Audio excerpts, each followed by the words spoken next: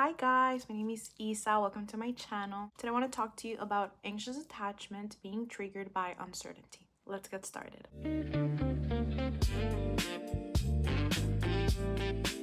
I genuinely feel like I cracked the code. I started my journey a little bit over 3 years ago, and my main goal was to work on my relationship with food, my body image, and my self concept. However, a few weeks into my healing journey, I got triggered. I realized that my attachment style was anxious, and I spent the first few months of my healing journey working on my anxious attachment. I can confidently tell you that I'm like 80% healed on my anxious attachment. I feel very proud of my progress. That being said, I used to believe that I was very quick to anxiously attach onto someone just because I've been hurt in the past, but that's not the case. I started rereading my old journal entries because one thing about me is that I love to journal. And just looking at them on hindsight, seeing all the mental gymnastics that I was doing on those entries, seeing all of the stress, the anxiety, and time that I spent on that specific situation, a situation that I rarely think about right now, made me realize my problem wasn't really attaching myself to someone, but rather my fear of uncertainty. I had zero tolerance for uncertainty. If something felt uncertain, I would get anxious. And to be honest, I think a lot of people can relate to this. Many people struggle to heal and work on their anxious attachment because they are targeting and they're focusing on the wrong aspect of the attachment. So let me share with you my experience in hopes that it relates to yours and guides you a little bit more on what to work on. So basically, I started talking with this guy. We went on a date and then we never really talked again. I kid you not, I spent the next 3-4 months just thinking about this person every single day, talking about it with my friends, journaling about it, praying about it. Like, I genuinely couldn't stop myself from thinking about this person, thinking about the situation, thinking about everything because I was so triggered. Now, something important that I do want to mention is that not all anxious attachment is triggered by uncertainty, but uncertainty is one of the main triggers for anxious attachment. So we're gonna call this guy Steve, just so that it's easier for me to refer to him. As I was reading my old journal entries, I realized most of my entries weren't really about Steve. I wasn't writing about what I liked about him, about our conversations, about our date, or anything about him as a person. All of my journal entries consisted of: what is he thinking? Is he going to text back? Did he not like me? What does his silence mean? All of those were questions that I was trying my best to figure out and answer with the limited information that I have. Most of my answers were basically just assumptions that I was making, but none of my journal entries were about him as a person. In reality, my object of attention wasn't the guy, it was uncertainty. Not knowing what was happening, not knowing what to expect, not knowing if he was going to come back. All of those were questions that I needed an answer to. But because he was involved in those questions, I would focus mostly on him. So why does an attachment system become triggered by uncertainty? We basically learned that uncertainty isn't safe. If you could put it in a statement, it would basically be: I don't know what's going to happen, but it will probably be something bad. In that sense, I do believe my past influences a lot on why I'm so triggered, because I did get hurt in the past. Not only in romantic relationships, I also got hurt with family members, in platonic dynamics. Any situation that was uncertain, for some reason, just happened to be negative when I was a kid. And I had enough of those experiences for my nervous system to realize, if I don't know what's going to happen, something bad is probably going to happen, and I need to protect myself. So I wasn't chasing certainty because I liked certainty. I was chasing certainty because I was afraid of what uncertainty might bring. And I have shared this idea before with the concept of being good enough or not being good enough. I would strive to be good enough, not because I enjoyed being good enough, but because I genuinely believed that if I wasn't good enough, I would have consequences. So my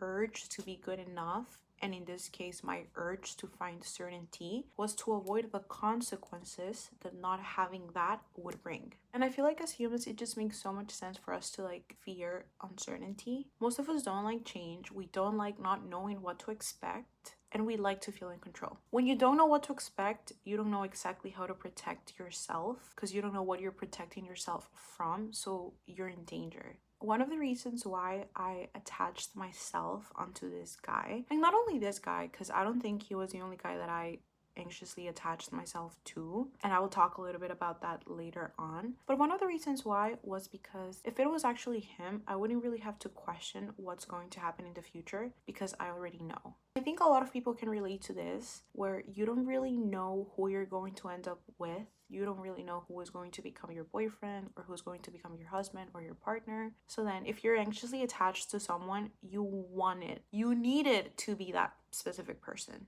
You need that specific person to be your person, just because the idea of waiting or the idea of not having someone in the future is so scary that you need it to be this person to calm yourself down. And I'm saying this because I used to be that person. But most of you don't even know what's happening. I would be in a situationship desperately wanting this person who I didn't really like. I barely knew stuff about him. I would want him to be my person just because the idea of it being someone else was scary. So one of the reasons why I got anxiously attached to this guy, Steve, was because he was a shortcut to certainty. If it was him, I wouldn't really have to worry about what was going to happen because I knew, okay, it's him. Like, I know it's him, and that's probably the biggest question mark out of all of my question marks.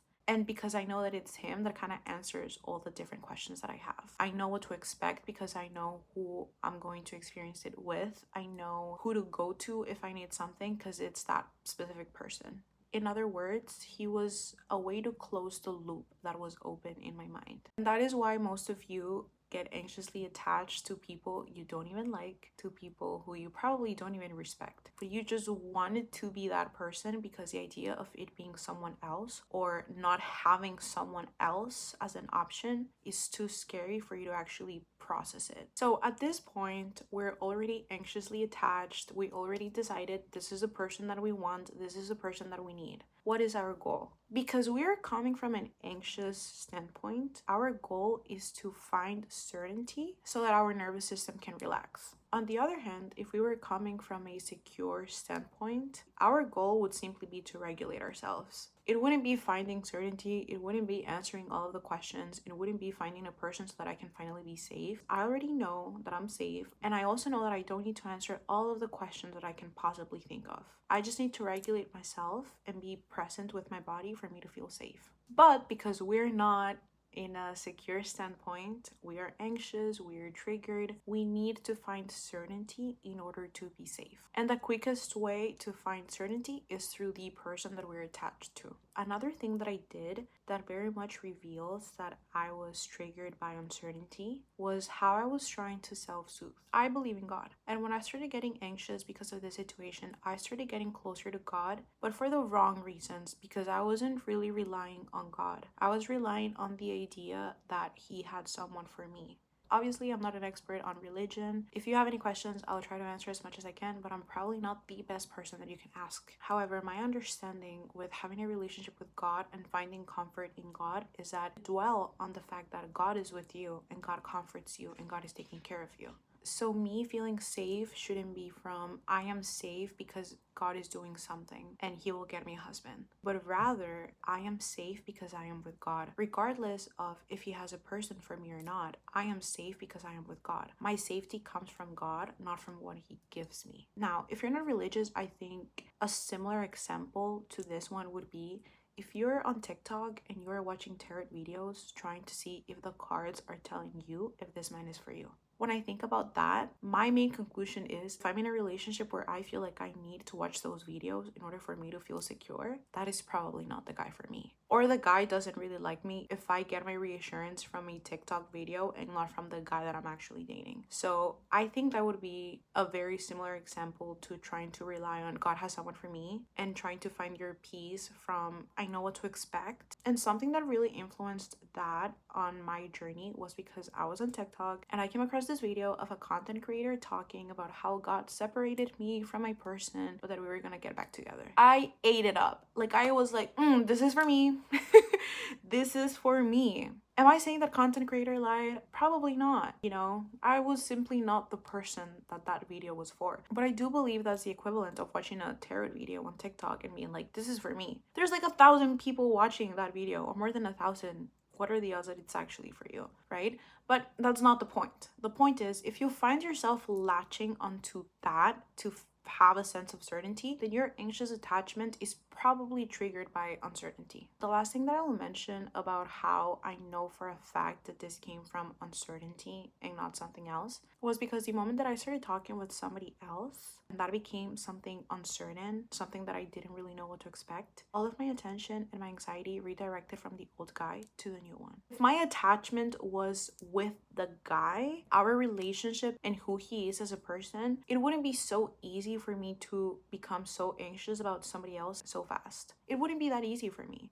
But because the problem or the origin wasn't really him, but rather uncertainty itself, I was just following where uncertainty was in my life. In this case, it represented a new guy. I will ask, is this you? Do you find yourself talking with someone, becoming obsessed with them until you start talking with somebody else and then you're obsessed with that new person? That tells me that your attachment is not with that specific person. That person just happens to be triggering something in you. And it's most likely uncertainty. You find uncertainty with the first person, you become obsessed, you become anxious. The next person you talk to shows you that they have some level of uncertainty in the dynamic they can offer you. You're on to that person and on to the next and on to the next. It is not normal nor healthy for you to be like obsessing over each person that you talk to. Was I obsessing over each person that I talked to? I feel like obsessing is a strong word, but I do feel like it would accurately describe what I was doing because this person was rent-free on my mind. The main topic for months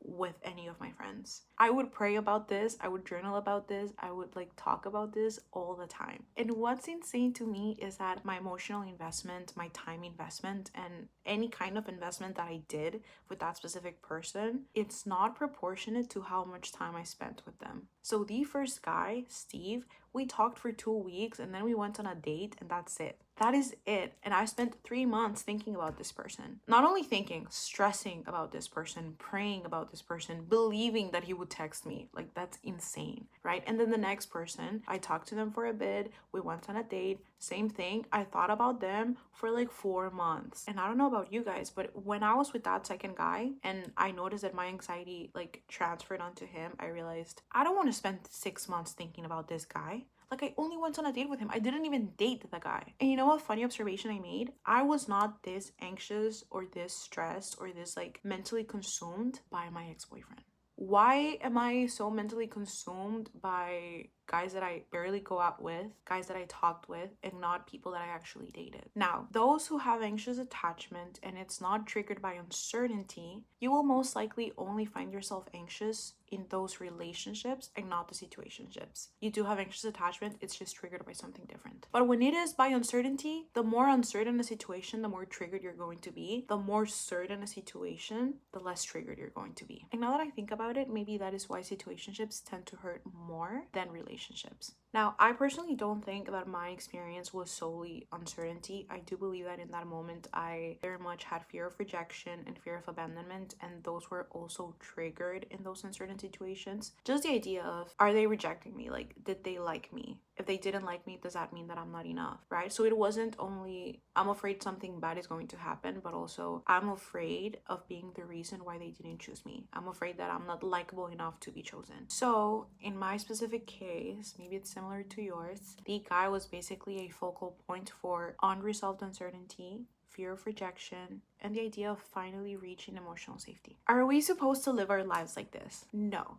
And this is why I am making this video. I don't think that I would be equipped to make this video if I was still going through it. I can now tell you I have a higher tolerance to uncertainty. And that's why I feel confident making this video, because I am talking from experience. I am talking from a point in my life where I have learned my lessons. I have a better understanding of who I am, why I acted the way that I acted in the past, and why I may act the way that I act right now in the present. So I want to share with you what is a realistic expectation of healing, because for the longest time, I thought, and I'm pretty sure that a lot of people out there also think, that healing looks like being 100% unbothered, not caring about anything, not being triggered, not being anxious at any moment. You just completely don't care if someone doesn't text you. It doesn't even cross your mind. Like, you don't even realize this person hasn't texted you back. That is not what healing looks like in this case, especially not if you've experienced anxious attachment for a long period in your life. And I am talking years, not only months, but years. I'm not gonna sit here and tell you that I don't get anxious whenever I start talking with someone and they become inconsistent. I would be lying to myself and to you guys. Of course, I become anxious.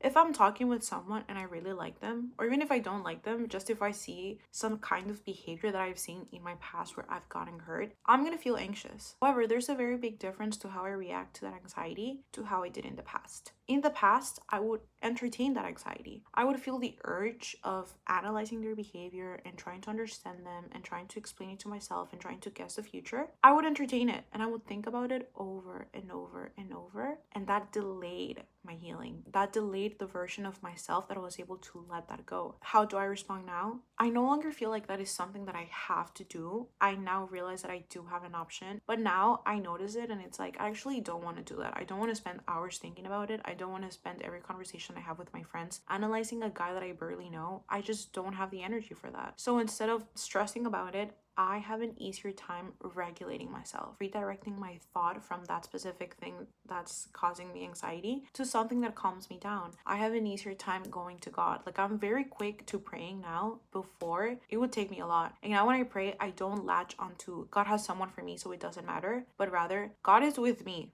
That's all I need to be saved. I don't need to know if this is a person for me, if he's gonna come back. I just need to know that God is with me. My journal entries are not solely about this guy. Will I journal about it every now and then? Of course, if it's on my mind and I feel like writing it is going to help me out, I will write about it. But most of my journal entries are about the other things that are happening in my life. So this is not the one thing that's taking up all the mental space. It's not even taking all the space on my journal. It's taking just a little bit of space because I have other things to focus on. And that's what healing looks like. Noticing the urge to analyze or seek certainty, noticing that that's an old protective strategy and you don't have to do it if you don't want to, and instead of doing it, you decide to regulate yourself, because that's what you have to focus on. If you're feeling anxious, your main goal is to regulate yourself and calm yourself down. It's not to fix tomorrow's problem, because most of the time it's not even a problem. So if your anxious attachment is mostly triggered by uncertainty, what you need to work on is not that specific attachment with that person, because that person is just the face of the bigger issue. Instead, you need to focus on building tolerance for uncertainty, because the only certain thing in this life is that things are uncertain. I can't even tell you what is going to be of my life in 1 year. In the same way that 1 year ago, I would have never been able to guess where I'm working at, who I'm friends with, and who I'm no longer friends with. I would have never been able to grasp how stronger my relationship with God has become, or how stronger my self-concept has become as well. I have changed in so many different ways. There's just no way that I would have been able to predict all of this. And if I had ever attempted to predict what my life would look like now, I would have underestimated how far I've gone. I can't even predict it for myself. Why would I be able to predict it for other people? It just doesn't make sense. My life would just change so much in 1 year. And in the same way that my life has changed in the past year, all of it has been for good. Like, everything has been positive, even though at that moment it might feel negative, everything has been positive. So I don't know how tomorrow is going to look like. I have an idea, but I don't know for sure. I don't know who I'm going to be friends with in 1 year. I don't know anything about my life in 1 year. That can be scary, 100%. That can be scary, but at the end of the day, it is what it is. You don't know what's going to happen. You don't know what's going to happen with you. You don't know what's going to happen with your friends. You don't know what's going to happen with your relationships, and that isn't something negative. It's just, it is what it is. Life is uncertain, life is unpredictable, and that is not necessarily a negative thing. If you truly want to grasp onto certainty and consistency, grasp onto God. Dwell on His presence, on His character, on His promise, because He is the only one who's consistent. He is the only one who is predictable, because what He did in the past, He will do again. He is the only one where you can confidently expect something based on His word and be right about it. But yeah, building that tolerance for uncertainty will make it so much easier for you to not get anxiously attached to whoever you're talking next. That doesn't mean that you need to be best friends with uncertainty. It doesn't mean that you have to be uncertainty's #1 fan. You have to be super excited for uncertainty. But it's basically an opportunity for you to be okay with it, for you to realize it is what it is. Life will be uncertain as much as I don't want it to, but that's not a bad thing. So how can you be okay with that? Learning to sit with that discomfort, and not only learning to sit with the discomfort, but also learning that although it's uncomfortable at first, it's not necessarily negative, will just make it easier. If you don't know something, it's because you are not meant to know it. For example, I mentioned that right now I have a job that I wouldn't have been able to guess a year ago. I asked myself, did I really need to know what was I going to be working on today? Like, did I really need to know what my job would be a year ago? Because not knowing didn't stop me from getting the job. Or did I find out the moment that I needed to find out? The moment where I was ready to start this part of my life? Because I found out about this job the moment that I applied. And even when I applied, I didn't even realize this is going to be the job for me. I prayed that it was the job for me, but because I was looking for a job, I was praying for every job that I had an interview with. So even when I was praying, I didn't know for sure if this was going to be the job for me. I only knew for sure the moment where I got an offer letter. Not knowing didn't stop me from getting the job. So not knowing right now who is going to be your boyfriend or who's going to be your husband in a few months or in a few years, that's not going to stop you from being in that relationship. If you don't know right now, it's because you don't need to know right now. Knowing something also comes with the responsibility. Be very careful with like wanting to know everything, because you're asking for a responsibility that maybe you're not ready for. And even if you're ready for it, maybe it's just something that you're not meant to carry at that specific moment. So the key thing is realizing that uncertainty is not an emergency, and it's not something that needs to have an immediate reaction. You don't have to spiral, you don't have to stress over it, you don't have to like journal about it 1,000 times just because something is uncertain. Everything is uncertain. And that's okay, because not everything is negative. Everything works out exactly the way that it's supposed to. You're gonna find out of the things that you need to find out at the time that you're meant to find them out. And that's how it works. It is what it is, and it's not bad. If you look at it from the perspective of someone who's not anxiously attached or terrified of uncertainty, it's not that terrifying. But if you are looking at it from the perspective of I hate uncertainty, of course you're gonna be anxious. That being said, it is a journey. All of those moments, all of those experiences that you have where you feel anxious and you just continuously work on yourself, they build up as evidence that you're safe even through uncertainty. You realize that you're safe even when you're not able to like accurately guess everything that's going to happen to you. You're able to come back to yourself quicker, you're able to turn to God quicker, you're able to remind yourself and actually have proof that, yeah, I don't need to know what's gonna happen for me to be okay. Am I saying that you should talk to like 1,000 guys for you to have 1,000 opportunities? No. If you want to, go ahead. But I'm not saying that, because you can actually build that tolerance for uncertainty not only in the romantic area of your life, but also in different areas of your life. Now, something that I do want to say before I end the video is, why is it so important for you to work on that tolerance and for you to stop anxiously attaching yourself to other people? Not only because it's uncomfortable for you and it doesn't allow you to enjoy yourself or the person that you're dating, it's also because if you allow yourself to make decisions out of insecurity, you can end up choosing someone to be in a relationship with, not because you love them, but because you're scared of what's going to happen if it's not them. And I would hate that. I would literally hate for any of you to decide to date someone just because you're so afraid of the future. Not because that person checks all of your boxes. Not because that person makes you feel like the most beautiful person in the whole world, or it makes you feel valuable and makes you feel safe, but because you're so afraid of what life will bring you if you're not dating just anybody. I do have a video that I think would be very beneficial alongside this video. It's titled Changing Your Limiting Belief and Self-Concept with Affirmations. I truly believe you can change that limiting belief of uncertainty is unsafe with affirmations and evidence, and I have a video explaining how, so you should definitely check that out. Anyway, that's all I have for you guys today. Before I leave, let me show you my nails. I know that you have been checking them out the whole video. I know you guys have, because I have. If you enjoyed this episode, make sure to like, comment, and subscribe.